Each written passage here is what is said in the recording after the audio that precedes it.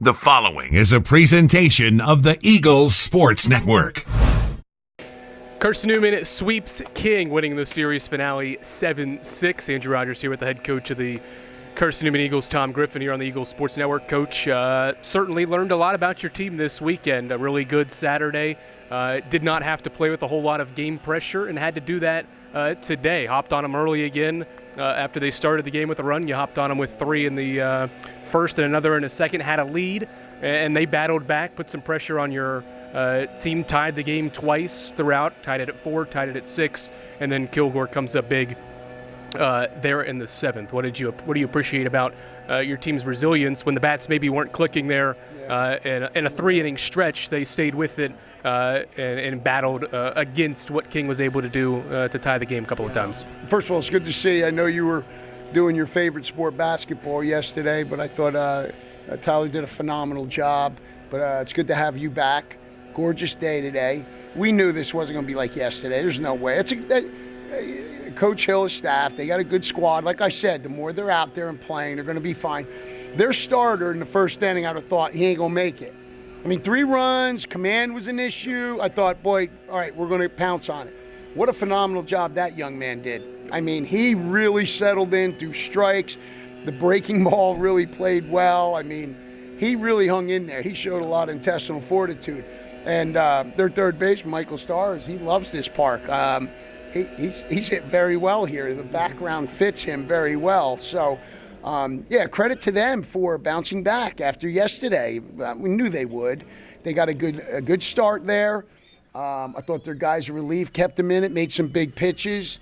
You know, is it bad pitch selection or is it good pitching? I think it's a little bit of both. You know, and we talked about yesterday, contagious, right? You're hitting it well, it's contagious. You get guys swinging on pitches that are out of the zone, you're expanding the zone. Sometimes next guy gets up there and they start getting antsy. And as close as the game is, you got to stay within yourself. You can't try to okay, I've got to do it with this one swing.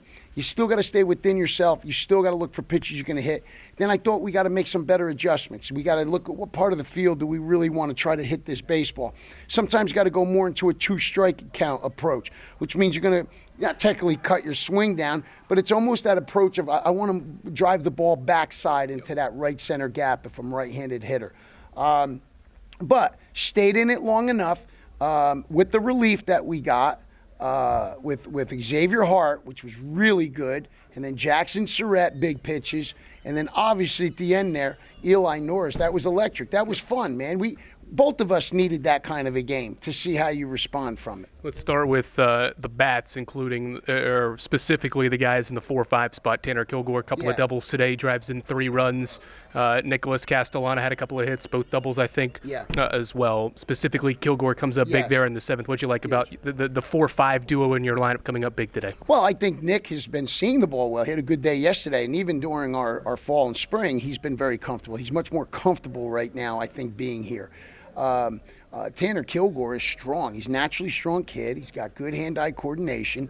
The thing we've talked with Tanner is, listen, just you've got power. You don't have to create more power. Can we be simple? Don't get too big with the stride. Don't get too big with your movement. You don't need it because you have all the things necessary. Yesterday wasn't a great day for him, but again, it's baseball. You come up, and you got to learn to forget each at-bat, whether it's good or bad, and get ready for the next one because every pitch matters, and you got to look at it that way. So credit to him for getting yesterday and having the chance to have – men got to be on base too. So guys in front of him did a good job getting on base. Seth Benner, I thought, good job, a couple swings there. So we did what we had to do. A little disappointed in our defense there in the 6th. I thought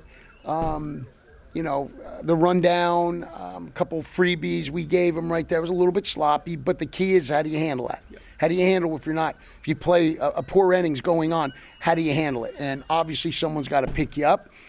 Jackson Surratt did that. I want to highlight the relievers. You mentioned them for a second there. Xavier Hart came in to relieve Branson Angel, who started this game.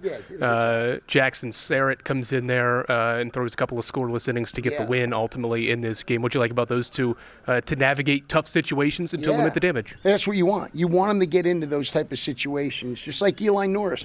We wanted to get him in the closing situation. We'd like to have had a 4-run lead to put him in there, but that's perfect for him. Now, at least he's experienced that kind of success. success. And I thought Branson gave us a good start. You know, his family, dad came in up here from Florida, so he had family and friends here. You know, he's a little juiced up right there, but I thought he did a good job. I thought for a start like that, it was good. And again, the relievers did what they had to do. They keep you within. They give up a lead, but don't allow them to score 4 runs, just 3 or 2. So every time you give up a run, we always say, right, don't give up 3. You never know what run is going to beat you. So even if they happen to score 5, don't let them score 6. You never know how this game's going to play out. So I like the energy in the dugout. Thought our guys did a good job staying even keel. We talk about playing with passion and energy. We talk about good communication with each other. We want to be tough mentally, and that means handling our adversity, and we want to be great teammates. And I thought they did that this weekend. What did you learn about your team this weekend?